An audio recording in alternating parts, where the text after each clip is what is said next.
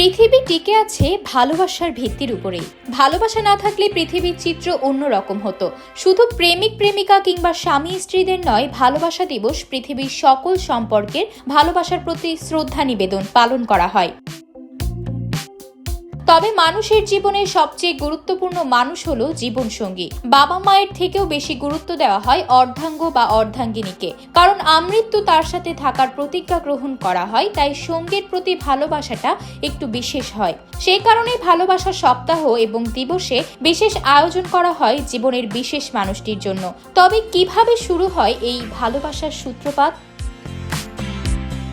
রোমানীয়দের থেকে ভালোবাসা দিবস পালনের প্রচলন হয়। তাদের মতে সৌন্দর্য ও ভালোবাসার দেবী ভেনাস এবং যুদ্ধের দেবতা মার্সের ছেলে ইরস বা কিউপিড, মানুষের ভালোবাসার জন্য তাকেই দায়ী মানা হয়।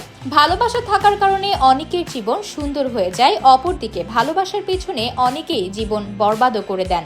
যুগ যুগ ধরে ভালোবাসার অনেক দৃষ্টান্ত দেখা গেছে। ভালোবাসায় কষ্ট পায়নি এমন মানুষ খুঁজে পাওয়া দায়। তারপরও মানুষ বারবার ভালোবেসে যায়, নতুন আশায় বুক বাঁধে, নতুন করে স্বপ্ন দেখে। এর কারণ কি? ভালোবাসা নিয়ে নানা রকম তত্ত্ব রয়েছে। অনেকেই মনে করে ভালোবাসার তৈরি হয় মনে, অর্থাৎ এর সম্পর্ক হৃদয়ের সাথে, কিন্তু মূলত এর শুরু হয় মস্তিষ্কে। যখন দুজন মানুষের একে অপরকে ভালো লাগে, তখন তাদের মস্তিষ্কে এক ধরনের রাসায়নিক পরিবর্তন শুরু হয়। মনোবিজ্ঞানীরা জানান, বাহ্যিক রূপের প্রতি ভালো লাগার অনুভূতি সৃষ্টি হওয়ার সম্ভাবনা বেশি থাকে। শতকরা ৫৫% পছন্দ নির্ভর করে রূপ এবং অঙ্গভঙ্গির উপর। এছাড়াও শতকরা ৩৮% কণ্ঠ ও কথা এবং বাকি ৭% ব্যক্তির মনোভাব দেখে মানুষ তার প্রেমে পড়ে।